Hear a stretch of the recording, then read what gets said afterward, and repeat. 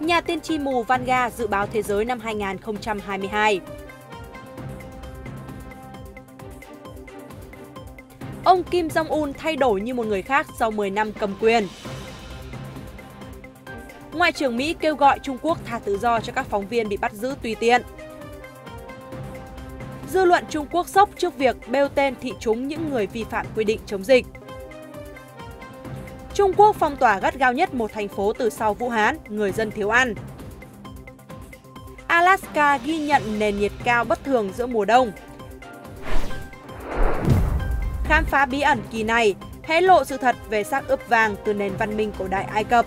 Tất cả sẽ có trong bản tin đặc biệt cập nhật những tin tức nóng nhất trên kênh FBNC.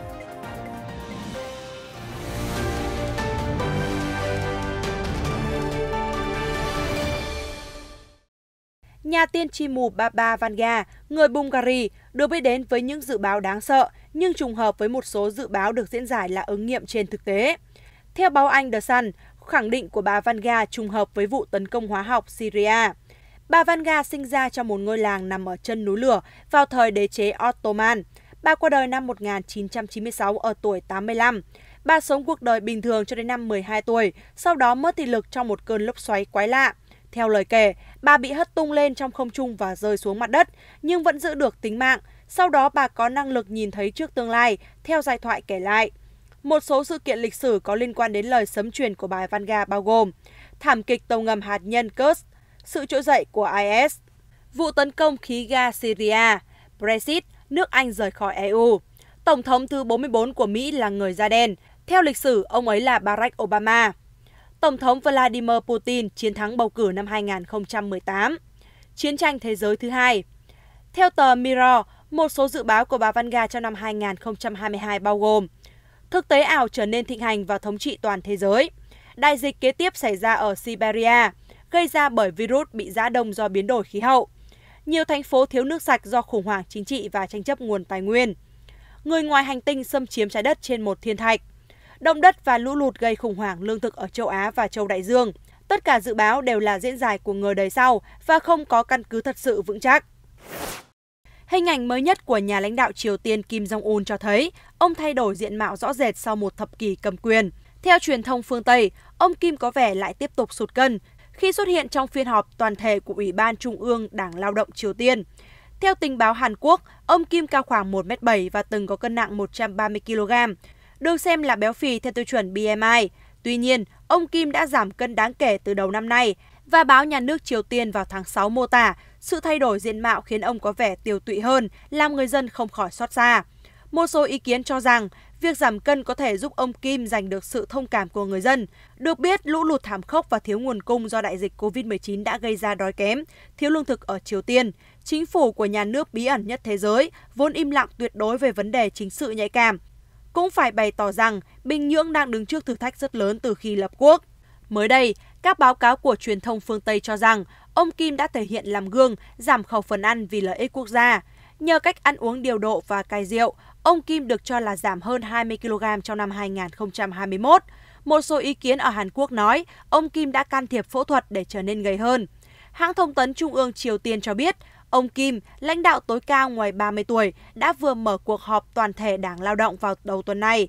Chi tiết cuộc họp hầu như được giữ kín, chỉ biết các quan chức thảo luận và quyết định chiến lược về bước tiếp theo cho sự phát triển của Triều Tiên. Ông Kim được cho là muốn xử lý vấn đề lương thực và phát triển nông thôn. Trong khi đó, giới quan sát cũng chờ đợi liệu có chính sách gì mới đáng chú ý về quan hệ Triều-Mỹ và chương trình tên lửa hạt nhân hay không.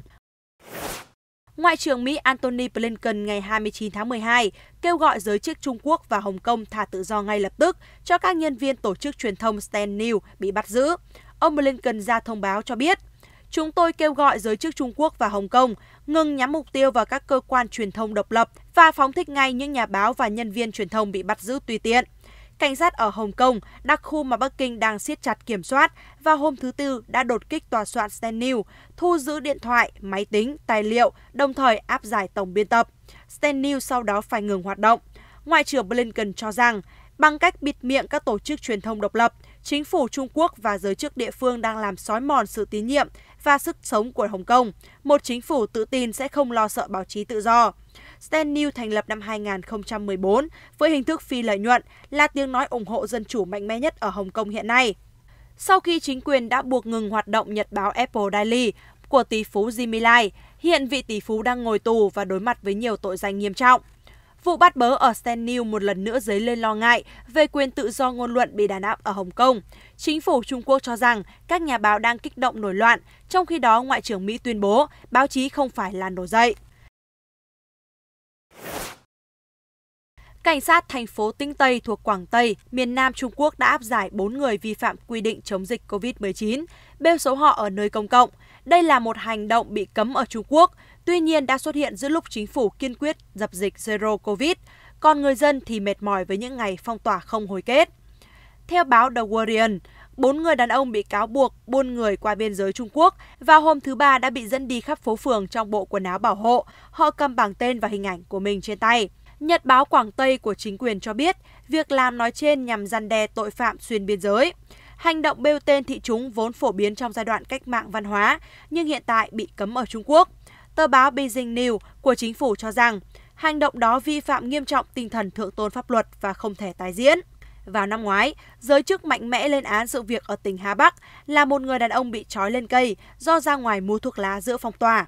Còn vụ bêu tên thị chúng vừa qua ở Tinh Tây là nhận được 350 triệu lượt xem và 30.000 lượt bình luận trên mạng xã hội Trung Quốc tính đến đêm thứ Tư. Thành phố Tây An, 13 triệu dân của Trung Quốc vào hôm nay, ngày 30 tháng 12, đã bước qua ngày phong tỏa nghiêm ngặt thứ 8 liên tiếp, với nhiều khu dân cư lệ thuộc hoàn toàn vào nguồn cung cấp hỗ trợ bên ngoài. Tây An báo cáo 151 ca nhiễm cộng đồng vào ngày thứ Ba, trong khi cả nước có 152 ca. Từ ngày 9 đến ngày 28 tháng 12, Tây An có nhiều ca nhiễm mới dù chưa xuất hiện biến chủng Omicron. Dù ca nhiễm ở Tây An không đáng kể so với nhiều nơi khác trên thế giới, chính quyền đã ban hành biện pháp phong tỏa khắt khe, cấm ra vào thành phố từ ngày 23 tháng 12. Người dân không thể rời đi nếu không có giấy phép từ nơi làm việc hoặc lãnh đạo địa phương. Theo Reuters, nhiều người lao động nhập cư muốn gặp gỡ gia đình vào Tết dương lịch nhưng không thể. Một người đàn ông cho biết, tôi chỉ muốn về nhà. Thời báo Hoàn Cầu cho biết, việc phong tỏa ở Tây An là nghiêm ngặt nhất từ sau khủng hoảng dịch ở Vũ Hán. Theo AFP, giới chức Trung Quốc ngày 29 tháng 12 cũng thừa nhận họ đối diện khó khăn về cung cấp thực phẩm cho người dân Tây An. Nhiều cư dân lên mạng xã hội than phiền họ không có đủ thức ăn và kêu gọi giúp đỡ. Theo nguồn tin từ Sputnik News, các vấn đề về nguồn nước của Iran đã khiến cá sấu trở thành hung thần đe dọa con người. Các cuộc tấn công của loài bò sát này đang gia tăng ở nhiều khu vực. Những cư dân của tỉnh Baluchistan có người bị thương, tàn tật và thậm chí thiệt mạng sau khi chạm trán với cá sấu. Trẻ em là đối tượng đặc biệt dễ bị tấn công nhất. Các chuyên gia cho rằng vấn đề khan hiếm nước của Iran là nguyên nhân làm gia tăng số lượng các cuộc tấn công từ cá sấu. Cụ thể là loài vật này buộc phải di chuyển khi mất môi trường sống tự nhiên do sông, hồ và ao khô cạn.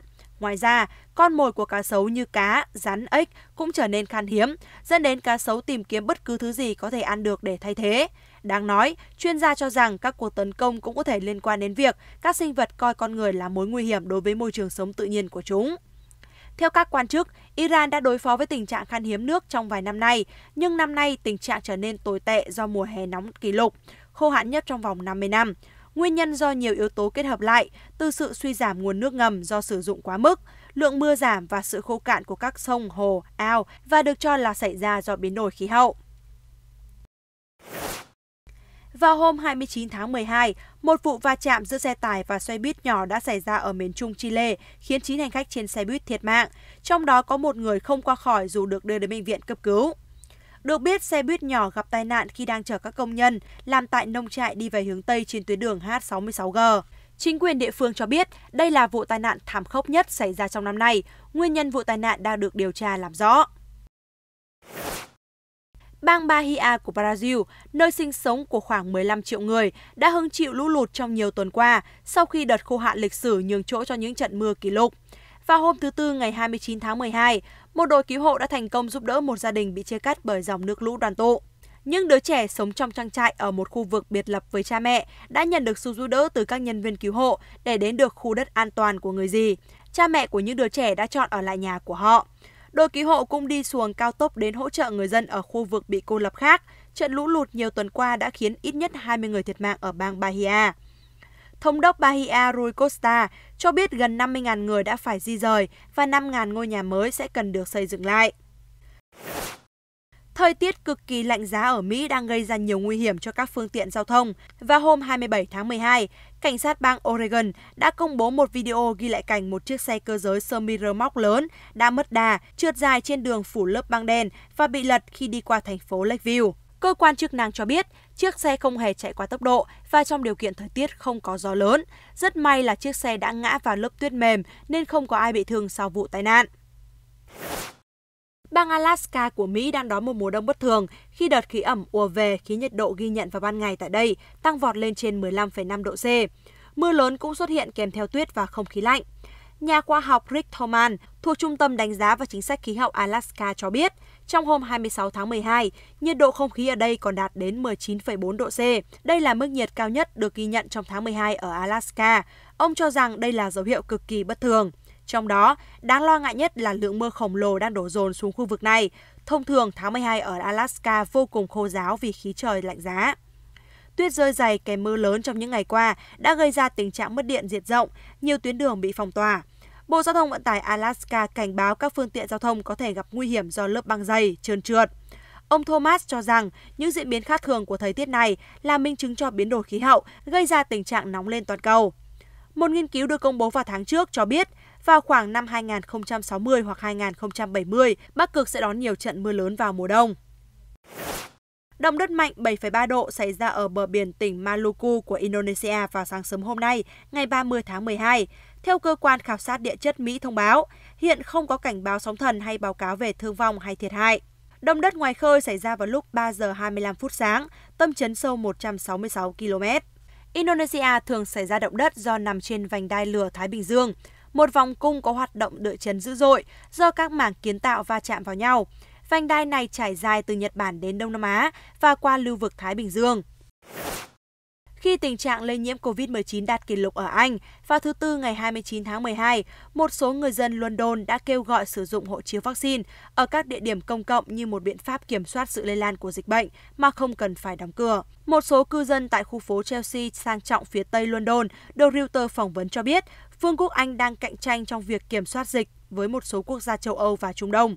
Các quan chức y tế ở Pháp cho biết, việc áp dụng thẻ y tế bắt buộc vào tháng 7 đã giúp giữ tỷ lệ lây nhiễm thấp trong suốt mùa hè và mùa thu ở châu Âu, nhưng tỷ lệ lây nhiễm ở một số quốc gia lục địa châu Âu kể từ đó lại tăng lên mức kỷ lục. Các ca nhiễm bệnh ở Anh đã lên đến con số 100.000 trong những ngày gần đây. Con số này hiện đang vượt trên 200.000 ca ở Pháp. Trong chuyên mục Khám phá bí ẩn hôm nay, hãy cùng FBNC đến với nền văn hóa huy hoàng của Ai Cập cổ đại để mãn nhãn với những xác ướp chân thực, không còn chỉ là những mô hình giả lập trên phim ảnh. Theo đó, một cuộc triển lãm xác ướp tráng lệ đã được công bố vào thứ Ba ngày 28 tháng 12 tại Thượng Hải, Trung Quốc, nơi tổ chức hơn 100 cuộc triển lãm lớn nhỏ khác và bao gồm 6 xác ướp vàng được trưng bày. Triển lãm đầy quy mô lần này có tên là Gặp gỡ xác ướp vàng từ Ai Cập, đã khai mạc tại chi nhánh Thượng Hải Dinh An của bảo tàng Meet You Museum và là một phần của triển lãm lưu diễn quốc tế về các hiện vật từ bảo tàng Manchester của Vương quốc Anh, bao gồm 107 đồ vật từ bảo tàng Manchester và có cả bộ sưu tập về văn minh Ai Cập rộng lớn. Vật trưng bày có giá trị lớn nhất là một xác ướp nữ được cho là khoảng 20 tuổi, với mặt nạ làm bằng vàng, đôi mắt được đính đá quý lapis lazuli quý giá, cùng các hoa văn và dòng chữ Ai Cập được khắc lên trên tấm vải liệm. Xác ướp đang trong tình trạng được bảo quản hoàn hảo nhất là hiện thân của sự hòa nhập đầy mê hoặc giữa văn hóa Ai Cập cổ đại và La Mã cổ đại. Buổi triển lãm còn trưng bày 11 bức chân dung xác ướp Fayum, một loại tranh vẽ theo chủ nghĩa tự nhiên trên bảng gỗ gắn với xác ướp của những nhân vật thuộc tầng lớp thượng lưu từ thời cổ đại. Ngoài ra còn có 2 bức chân dung xác ướp cụ thể về nơi thi thể được tẩm liệm. Các nhà tổ chức hy vọng những điểm tham quan này sẽ thu hút sự quan tâm lớn của du khách và giúp mở rộng quan điểm văn hóa. Chúng tôi sẽ tiếp tục cập nhật những sự kiện quốc tế mới nhất và chuyên mục Khám phá bí ẩn trong bản tin nóng, phát sóng vào lúc 14 giờ 30 phút hàng ngày trên kênh FBNC. Mời quý vị đón theo dõi.